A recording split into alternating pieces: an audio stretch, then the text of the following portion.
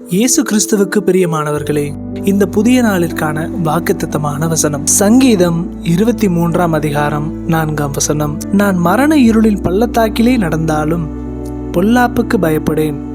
தேவரீர் என்னோடு கூட இருக்கிறீர். உமது கோலும் உமது தடியும் என்னை தேற்றும். வாழ்க்கையில் கடன், நோய், கவலை போன்ற இருள் சூழ்ந்த பாதையில் நீங்கள் நடந்து கொண்டிருக்கலாம். ஆனால் நினைவில் வையுங்கள், நாம் அந்த இருளில் விழப்போவதில்லை, அதை கடந்து போக போகிறோம். ஏனென்றால் நம் மெய்ப்பனாகிய இயேசு நம்மோடு இருக்கிறார். ஆபத்திலிருந்து நம்மை காக்க அவரது கோலும், நம்மை நல்வழிப்படுத்த அவருடைய தடியும் நம்மோடு உண்டு.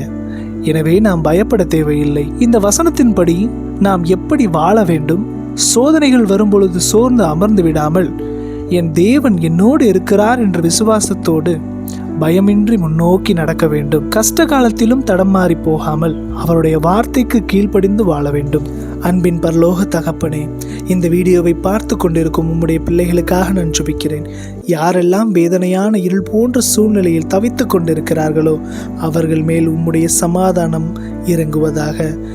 நான் உன்னோடு இருக்கிறேன் என்ற உம்முடைய வார்த்தை இவர்களின் பயங்களை மாற்றட்டும். உம்முடைய கோலும் உம்முடைய தடியும் இவர்களை தேற்றட்டும். சூழ்நிலையை கண்டு சோர்ந்து போகாமல் உம்மை மட்டும் நம்பி வாழ இவர்களுக்கு பலன் தாரும். இன்று பிறந்த நாள், திருமண நாள் காண்கின்ற உமது பிள்ளைகளை ஆசீர்வதித்து ஜெபிக்கிறேன். தேவைகளுக்காக ஜெபிக்கிறவர்களுக்காக நான் ஜெபிக்கிறேன். ஸ்கூல், காலேஜஸ்க்கு போகக்கூடிய பிள்ளைகளுக்காக நான் ஜெபிக்கிறேன். அவர்கள் தேவைகள் எல்லாம் சந்திக்கப்படட்டும்.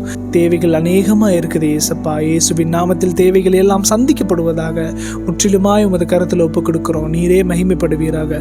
மீட்பெரும் அருமை இரட்சகருமாகிய இயேசுவின் வழியாய் ஜெபிக்கிறோம் எங்கள் ஜீவனுள்ள நல்ல பிதாவே. ஆமேன், ஆமேன்.